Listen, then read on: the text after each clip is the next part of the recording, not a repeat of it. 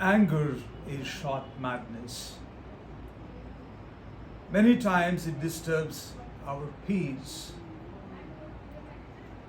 Let us talk about this emotion, a very destructive emotion called anger. Once upon a time, there was a monk who wanted to meditate peacefully, undisturbed.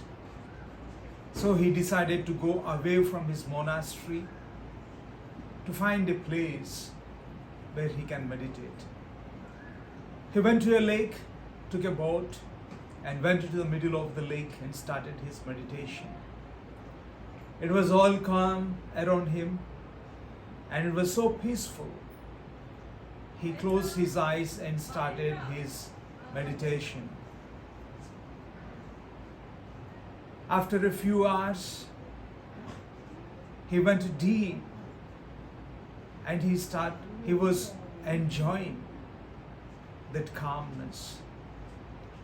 Suddenly, he felt a bump to his boat. He understood there was another boat which came and collided with his boat. This disturbed his meditation and he became angry. Again, the boat collided, and now his anger reached his peak.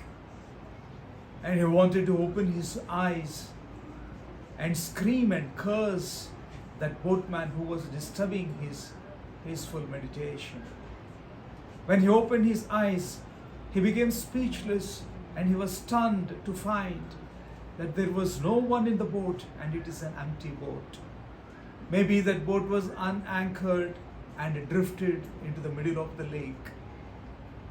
At that moment, there was an enlightenment in him, and it was a moment of self-realization that the anger is within him, and what provoked him is an empty boat with no intention of disturbing him. From that time on, if somebody irritates him, provokes him, he reminds himself that that external thing is just an empty boat. We also talk about another thing called triggering. His words triggered me. His anger triggered me.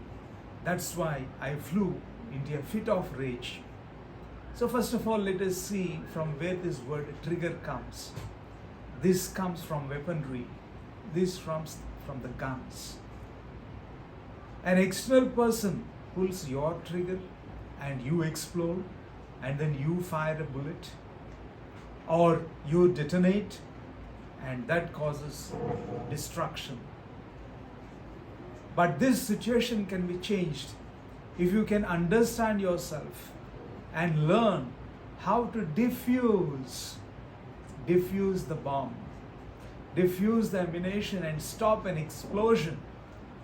You know, in movies also there is a hero who goes and diffuses a bomb and stops an explosion. You can as well learn to do that. The external situations may be favorable, but still your inner anger is there and it comes out. But even in unfavorable situations, and even if an external object, thing, person pulls your trigger, learn to be calm, to take a step back, realize that it is your trigger and it is you who would explode. And you can also diffuse and make it a peaceful situation.